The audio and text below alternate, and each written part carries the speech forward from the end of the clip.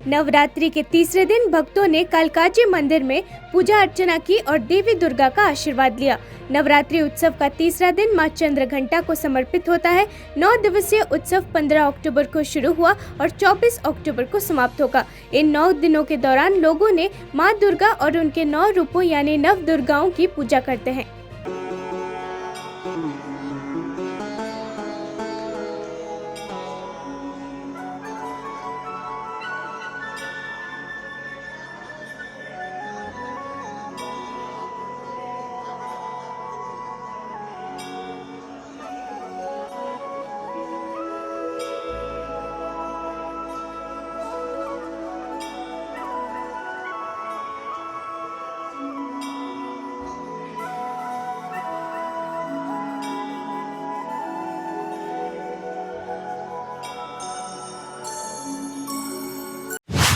Israel Hamas के बीच युद्ध 10वें दिन में प्रवेश कर गया है, जिसमें इजरायली वायुसेना ने 2 और हमास नेताओं को मार गिराया है, जिनमें से एक जघन्य किबुत्ज हमलों के पीछे का कमांडर था। इजरायली वायुसेना ने सोशल मीडिया प्लेटफॉर्म एक्स पर एक वीडियो शेयर किया है। इसके साथ दावा किया है कि इजरायली वायुसेना ने हमास के खुफिया विभाग के प्रमुख को ढेर कर दिया है। IDF ने दक्षिणी गाजा शहर में हमास के खुफिया विभाग के क्षेत्रीय प्रमुख खान यूनिस को मार गिराया।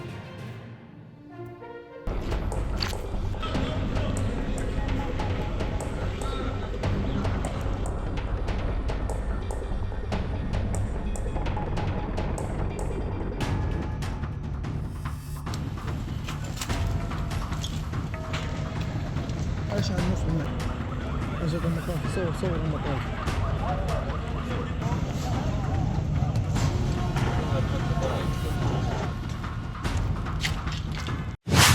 केंद्रीय बंदरगाह, जहाजरानी और जलमार्ग मंत्री सर्बानंद सोनोवाल ने कहा कि मुंबई में शुरू होने वाले शिखर सम्मेलन में 10 लाख करोड़ रुपए का निवेश और 300 से अधिक समझौता ज्ञापनों पर हस्ताक्षर होने की संभावना है।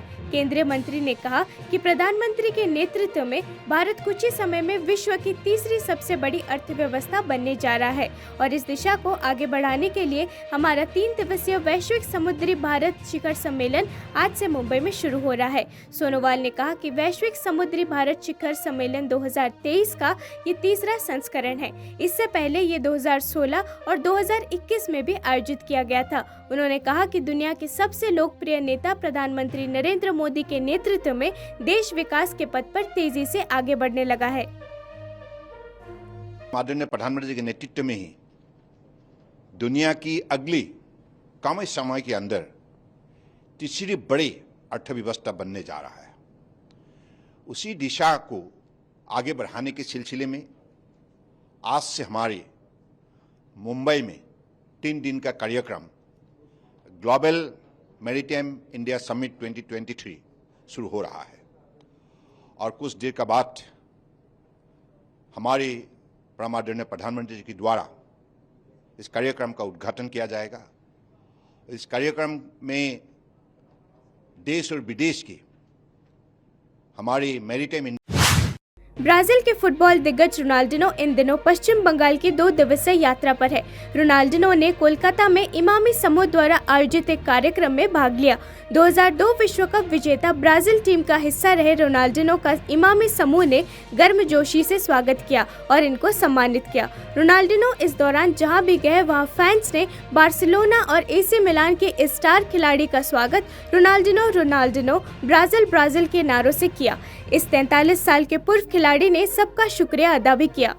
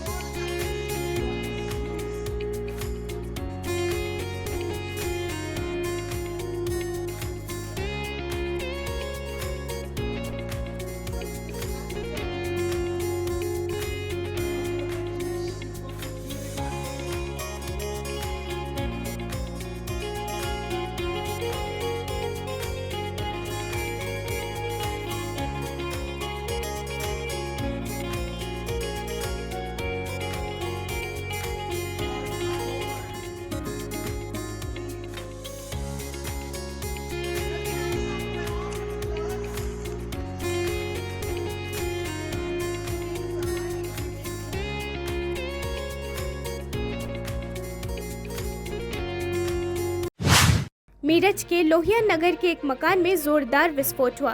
धमाके से पूरा मकान जमींदोज हो गया है। इस हादसे में 4 लोगों की मौत हो गई है और कई लोग गंभीर रूप से घायल हुए हैं, जिन्हें अस्पताल में भर्ती करवाया गया।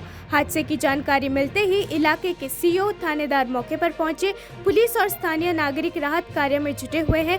मकान के मलबे में आतिशबाजी के कार्टून मिले हैं। आशंका है कि मकान में दिवाली के पटाखे बनाए जा रहे थे। लोहिया नगर के सत्यकाम स्कूल के पास ये हादसा हुआ है। मेरठ के डीएम दीपक मीणा ने कहा कि हमें 4 लोगों की मौत की पुष्टि मिली है और वे सभी पुरुष हैं। अन्य घायल लोग खतरे से बाहर है।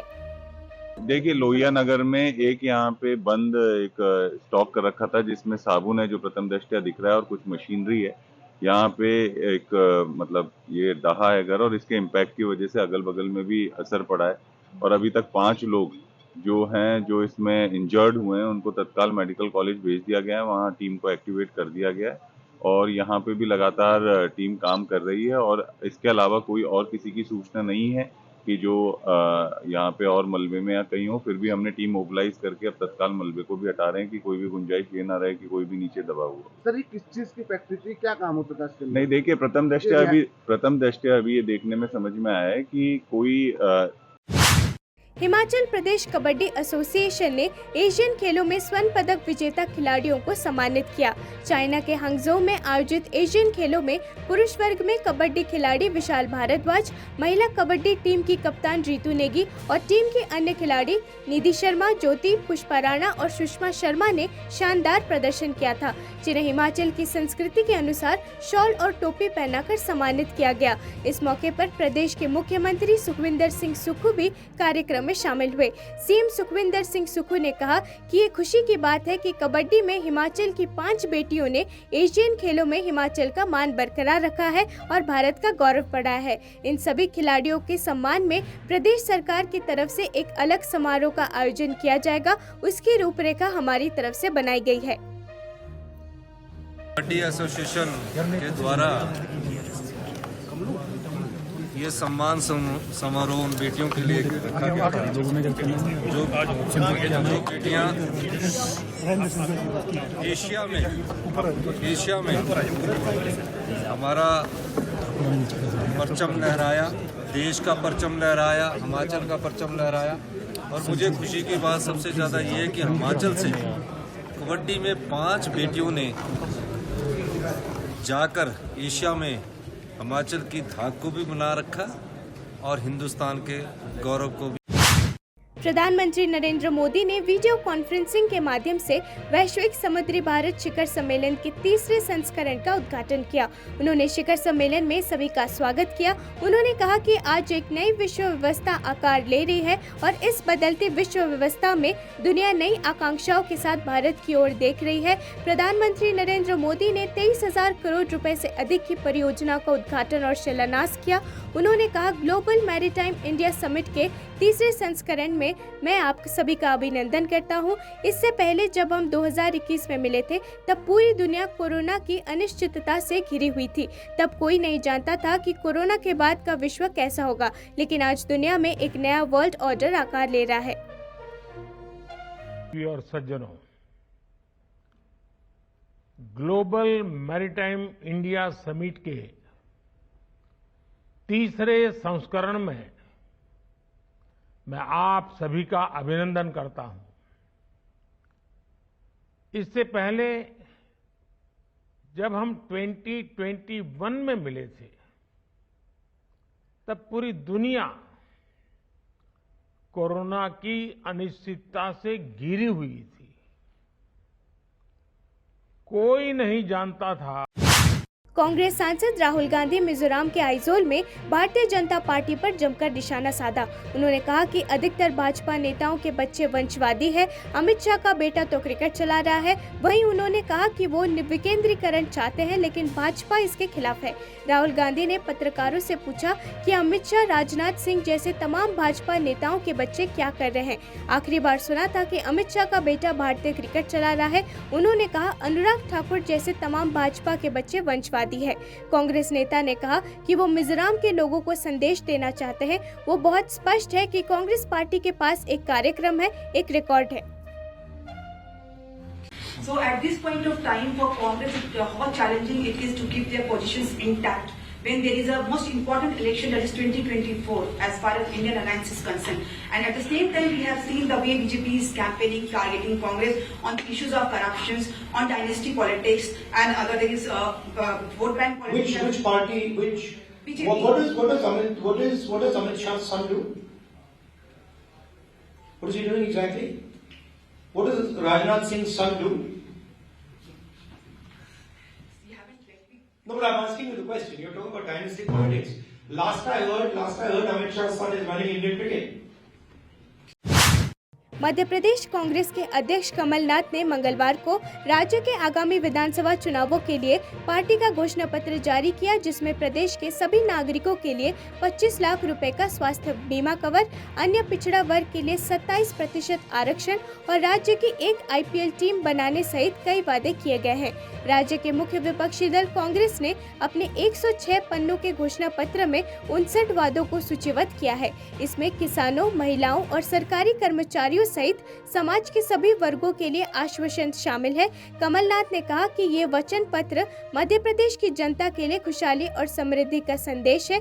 उन्होंने कहा, हम किसानों को गेहूं का 2600 रुपए प्रति क्विंटल और धान का 2500 रुपए प्रति क्विंटल मूल्य देंगे और इसे बढ़ाकर 3000 रुपए प्रति क्विंटल तक करेंगे।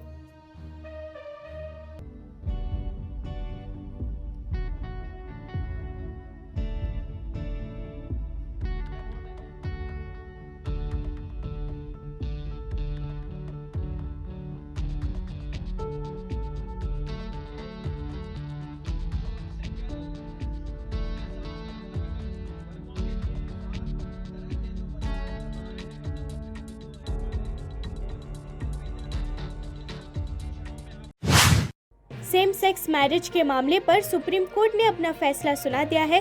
चीफ जस्टिस DY चंद्रचूड़ की अध्यक्षता वाली 5 जजों की बेंच ने कुल मिलाकर 4 फैसले दिए। दरअसल जस्टिस हिमा कोहली को छोड़कर बाकी 4 जजों ने अपना अपना फैसला पढ़ा। सुप्रीम कोर्ट के फैसले के अनुसार सेम सेक्स मैरिज को कानूनी मान्यता नहीं दी गई। इसको लेकर अलग अलग प्रतिक्रियाएं भी सामने आ रही है। LGBTQIA+ अधिकार कार्यकर्ता हरीश अय्यर ने कहा, हालांकि आखिरी में फैसला हमारे पक्ष में नहीं था, लेकिन सुप्रीम कोर्ट द्वारा दी गई टिप्पणियां हमारे पक्ष में थी। उन्होंने इसकी जिम्मेदारी भी केंद्र सरकार पर डाल दी है और केंद्र सरकार के सॉलिसिटर जनरल ने हमारे खिलाफ बहुत सारी बातें कही हैं। इसलिए हमारे लिए ये महत्वपूर्ण है कि हम अपनी चुनी हुई सरकार, सांसदों और विधायकों के पास जाएं और उन्हें बताएं कि हम 2 लोगों की तरह अलग है। युद्ध चल रहा है, इसमें कुछ समय लग सकता है, लेकिन हमें सामाजिक समानता मिलेगी। हम इक्वालिटी के लिए लड़ते, क्योंकि सामाजिक इक्वालिटी जहाँ पे लोग बाबा के कुछ भी कह देते हैं तो उसके खिलाफ आवाज़ करना, ये तो हम पहले भी कर रहे थे। पॉजिटिव होता तो भी हम यही करते हैं। जिस तरह के 5 बेंच के जज अपने फैसला सुना रहे थे, आपने देखा भी था, कुछ जज पक्ष में थे, कुछ जज सीधा साफ कह रहे थे कि इलीगल। तो उनके नहीं, किन्होंने इलीगल है नहीं कहा। हर किसी ने ये कहा था कि मैरिज के वैलिडिटी के बारे में उन्होंने तर्क किया। स्पेशल मैरिजेस एक्ट के तहत they will not be able to educate करके बोला उन्होंने। तो मुझे लगता है कि बहुत सारे लोगों को अवेयरनेस की ज़रूरत है। जजेस भी इंसान हैं और हम लोग सब जो हैं, मीडिया भी इंसान है, तो हमें ज़रूरत है कि हम सब एजुकेट हों, अवेयरनेस ज़्यादा हो, क्योंकि सब जजेस ने मिलके एक चीज़ कही कि अवेयरनेस की ज़रूरत है। अवेयरनेस और स्टेट को अवेयरनेस, और ये इवन